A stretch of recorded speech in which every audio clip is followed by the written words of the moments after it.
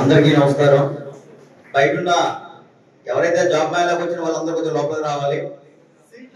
వేదిక పైన ఈ జాబ్ మేళాకు వచ్చిన వివిధ హోదాల్లో ఉన్న అధికారులకు మరియు ప్రతి కంపెనీ నుంచి వచ్చిన హెచ్ఆర్ డిపార్ట్మెంట్ వారికి, నా ముందున్న మీడియా మిత్రులకు, నా తోటి వచ్చిన నాయకులకు, పోలీస్ డిపార్ట్మెంట్ వారికి పేరు పేరున నమస్కారాలు తెలియజేసుకుంటూ, నా ముందున్న జాబ్ మేళాకు వచ్చిన యువతులకు అందరికీ ఆల్ ద బెస్ట్ చెప్తున్నాను. ఎందుకంటే చాలా తక్కువ మంది వచ్చినట్టు ఉంది నాకు తెలిసినంత వరకు.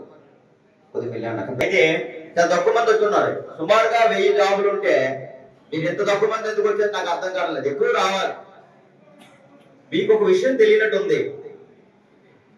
ఈ పాంప్లెట్ చూసిన తర్వాత మీకు ఏమనిపించిందంటే, ఓ 10,000 రూపాయలే కదా, 13,000 రూపాయలే కదా, 12,000 రూపాయలే కదా, 23,000 రూపాయలు అనుకుంటున్నారు.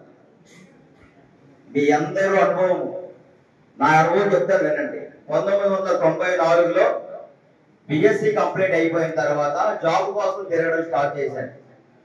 ఎక్కడ జాబ్ చేయాలి, ఎలా చేయాలి, ఏం చేయాలో తిరుగుతూ ఉంటే మా అమ్మా నాన్న మీకు అందరూ తెలుసు, ఒక వ్యవసాయ ఫ్యామిలీ వచ్చిన వారు, ఒక చిన్న వ్యవసాయ ఫ్యామిలీ, వ్యవసాయ గురించి వచ్చిన వ్యక్తి నేను.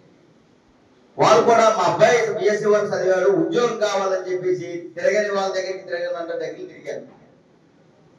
అయితే మా ఫ్యామిలీలో ఒక పెద్దగా చెప్పుకున్న సిటిఓ అయిన ఒక ఆయన, రావు తిరుపతిలో ఒక ఆయన, హైదరాబాద్ లో కమర్షియల్ ట్యాక్స్ ఆఫీసర్ గా, కమిషనర్ గా ఉన్నాడు.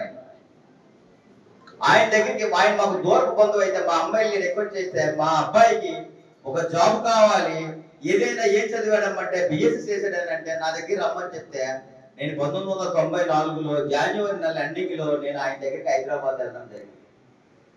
నిరుద్యోగ సమస్యతో బాధపడుతున్నాను.